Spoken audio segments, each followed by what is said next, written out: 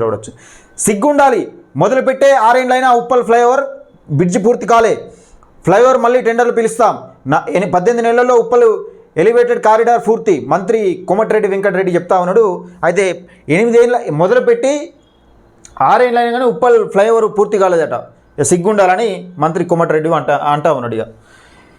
ఇక 4th city వెనుక భూదందా, 1000 ఎకరాలకు దోచుకునే కుట్ర, ధరణి పేరుతో రూపాయలు 2 లక్షల కోట్ల స్కామ్, కేసీఆర్ కుటుంబం దోపిడీపై చర్యలేవి, బీఆర్ఎస్ బాటలో కాంగ్రెస్ కేంద్ర మంత్రి బీఆర్ఎస్ బాటలోనే కాంగ్రెస్ కేంద్ర మంత్రి బండి సంజయ్ అంటా ఉన్నాడు. ఇక్కడ బండి సంజయ్ ఏమంటా ఉన్నాడు అంటే ఏది బీఆర్ఎస్ బాటలోనే కాంగ్రెస్ పోతా ఉన్నది తప్ప మరి నిజంగా దోచుకున్న భూములు, ధరణి పేరుతో దోచుకున్న భూములని గతంలో రేవంత్ రెడ్డి కూడా ధరణి పేరుతో అడ్డగోలు భూములు దోచుకుంటా ఉన్నారని చెప్పారు కదా. మరి ఆ భూములన్నీ ఎటుపోయినాయి? మరి వాళ్ళ పేరు మీద ఇళ్ళ పేరుకి ట్రాన్స్ఫర్ అవుతున్నాయి, లేకపోతే పేదోనికి మళ్ళీ రిటర్న్ ఇప్పుడు ప్రభుత్వ భూములు ప్రభుత్వానికి వచ్చే అవకాశం ఉన్నదా లేదా? అదొకటి సమాధానం చెప్పాల్సిన అవసరం కాంగ్రెస్ పార్టీకి ఉన్నది. ఇక విద్యా వైద్యానికి పెద్దపీట, రాజీవ్ ఆరోగ్యశ్రీ ద్వారా రూపాయలు 10 లక్షల వరకు ఉచిత వైద్యం, రైతులకు 31,000 కోట్ల రుణమాఫీ, ధరణి వల్ల రైతులు అవస్థలు పడుతున్నారు, ఇచ్చిన మాట ప్రకారం ధరణి ప్రక్షాళన చేస్తాం, రెవెన్యూ శాఖ మంత్రి పొంగులేటి శ్రీనివాసరెడ్డి అని చెప్తా ఉన్నారు. ధరణి వల్ల చాలా మటుకు పట్టా వినోగులు ఉంటారు, పాస్బుక్ ఒకళ్ళ పేరు మీద ఉంటుంది, ఇక్కడ ఏది పట్టా ఒకళ్ళకు ఉంటుంది, ఇక్కడ కబ్జా వినోగులు ఉంటారు. ఇట్లా కొన్ని సమస్యలు వచ్చిపడ్డాయి. నిజంగా మళ్ళీ కబ్జాదారులు కబ్జా మీద ఉన్నోళ్ళు పాపం వాళ్ళకు పట్టా గాక అంటే పాత పట్టలు మళ్ళీ వాళ్ళ రకంగానే వచ్చినాయి. ఎవరైతే అమ్మినోళ్ళో వాళ్ళ పేరు మీద కూడా అట్లా కొన్ని వచ్చినాయి. అట్లా కొన్ని గొడవలు తయారైనాయి ఈ ధరణి వల్ల. ఈ తెలంగాణలో బీజేపీకి భవిష్యత్తు, నేతలు కార్యకర్తలు కలిసి కట్టుగా పనిచేయాలి, కాంగ్రెస్ ప్రభుత్వం తప్పిదాలపై పోరాటం చేయాలి, బీజేపీ సంస్థాగత ప్రధాన కార్యదర్శి బిఎల్ సంతోష్ పార్టీ ప్రధాన కార్యదర్శులతో సమావేశంగా ఉన్నారట. అయితే బీజేపీ పార్టీ కార్యకర్తలు నాయకులు కలిసి పనిచేస్తే 2029లో అధికారంలోకి మేమే వస్తామని చెప్తా ఉన్నారు బిఎల్ సంతోష్ గారు. ఇక ఇండియా కూటమి విపక్షంలోనే కూర్చుంటుంది కేంద్ర మంత్రి అమిత్ షా అంటా ఉన్నాడు. దానికి సంబంధించిన వార్త చూడొచ్చు. ఇక వక్ఫ్ బోర్డు అధికారులు కుదింపు, సవరణ బిల్లుకు కేంద్రం ఆమోదించినట్టు ప్రచారం, అధికారికంగా ప్రకటించిన కేంద్ర ప్రభుత్వం బీజేపీ కావాలని ప్రచారం చేస్తుందని ఓవైసీ ఫైర్, వక్స్ ఆస్తులకు బీజేపీ మొదటి నుంచి వ్యతిరేకమని విమర్శ. అయితే వక్ఫ్ బోర్డు భూములు అయితే ఉంటాయి, ముస్లింకి సంబంధించిన భూములు ఏవైతే ఉంటాయో వాళ్ళ దానికి సంబంధించిన అధికారులను కుదించినట్లు ఒక బీజేపీ ఒక పోస్ట్ వైరల్ చేస్తూ ఉన్నది, అంటే ఒక ప్రచారాన్ని వైరల్ చేస్తూ ఉన్నది, కావాలని చేస్తూ ఉన్నది. వకాస్తులకు బీజేపీ నుంచి మొదటి నుంచి వ్యతిరేకమని విమర్శ చేస్తూ ఉన్నది. ఎందుకంటే వాళ్ళు హిందుత్వ వాదం మీద కొట్లాడతారు, ఇక వీళ్ళు ముస్లింలను టార్గెట్ చేస్తూ ఉన్నారని మాట్లాడుతూ ఉన్నారట సింపుల్గా. ఇక మధ్యప్రదేశ్లో ఘోర విషాదం, గోడ కూలి 9 మంది చిన్నారుల మృతి, ప్రతి కుటుంబానికి 4 లక్షల ఆర్థిక సాయం ప్రకటించిన సీఎం మోహన్ అని చూస్తూ ఉన్నాం. ఇక మధ్యప్రదేశ్లో ఘోర విషాదం జరిగిందట, గోడ కూలి 9 మంది చిన్నారులు మృతి చెందిరట. దానికి సంబంధించిన వార్త ఒకటి ప్రధానంగా వచ్చింది. దానికి సంబంధించిన వార్త 2వ పేజీలో వచ్చి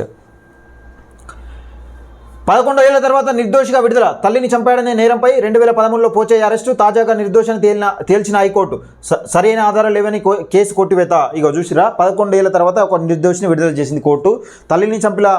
తల్లిని చంపిన కేసులో దాదాపు 2013లో అరెస్ట్ అయిందట, ఇప్పుడు 2024లో జైలు నుంచి విడుదలైందట సరైన ఆధారాలు లేక. ఒకసారి ఇచ్చంతరం చూద్దాం. రండి దయచేయండి, తెలంగాణకు ఇదే సౌత్ కొరియా అమెరికా నుంచి పెట్టుబడులట, నార్త్ కొరియానా సౌత్ కొరియానది, ఇండస్ట్రీలకు red corporate CM Revanth Reddy అంటా ఉన్నాడు. ఆనంద్ రాసినట. ఇక కీ మీటింగ్స్ 13న జీఆర్ఎంబీ, 14న కేఆర్ఎంబీ సమావేశాలు, డిపిఆర్ సమర్పించనున్న తెలంగాణ సర్కారును కథనమైతే చూస్తున్నాం. దానికి సంబంధించిన వార్త కూడా చూడొచ్చు. ఇక సర్వం కల్తీ, నూనెలో కల్తీ, నెయ్యిలో కల్తీ, ఉప్పు నుంచి పప్పు వరకు, బజ్జీల నుంచి ఐస్ క్రీమ్ వరకు, పాల నుంచి పెరుగు వరకు కల్తీమయం అవుతున్న వ్యాపారులు, ఆగమవుతున్న ప్రజల ఆరోగ్యం పట్టించుకునే అధికారులను చూస్తూ ఉన్నాం. ఇగో అధికారులు పట్టించుకుంటలేరట, ఇది మెయిన్ పేపర్లో వేసిరు. ఇక కొందరు తీన్మార్ మల్లన్న ప్రశ్నించడం ఏంది పేపర్ అన్ని కాంగ్రెస్ పార్టీకి జోకుతూ ఉంటారన్నదిగా, అధికారులు ఇంకా కూడా పట్టించుకుంటలేరని ఇది శనార్థి పేపర్లో వచ్చింది. అయితే ఇక్కడ ఏంటంటే కొన్ని చోట్ల మొన్న కర్ణాటకలో ఎక్కడ చూసినాం, బిర్యానీ కోసం మటన్ కుక్క మాంసం పంపించారట. అటువంటి పరిస్థితి, దయచేసి మటన్ ప్రియులారా కొంచెం జాగ్రత్తగా ఉండాలి. మాంసం తింటేటప్పుడు మనం నిజంగా మనం మటన్ మాంసం తింటున్నాం, మటన్ మాంసం ఎట్లుంటుంది, ఒకవేళ పీస్ ఉంటే ఎంత పీస్ ఉంటుంది, ఎట్లుంటుంది మటన్ అనేది దయచేసి చూసుకొని తినండి. ఇది శనార్థి పేపర్లో వచ్చింది. అంటే సర్వం కల్తీ అవుతున్నదని చెప్తా ఉన్నారు. ఇక ఒకసారి మన పెద్దపల్లి రాజన్న ఏం రాసుకుని వచ్చింది ఒకసారి తెలుసుకునే ప్రయత్నం చేద్దాం. ఇవి నీళ్ళుని నమిలి మింగే రోజులు కావి తమ్మి, తొడగొట్టి బ్రతకడం నేర్చుకో, నిజాన్ని నిర్భయంగా చెప్పడం అలవాటు చేసుకో, అన్యాయాన్ని ప్రశ్నించడం మొదలుపెట్టు, ఎవరికో భయపడి 1000 ఏళ్ళు బ్రతుకు మీద ఆశ పెట్టుకోకు,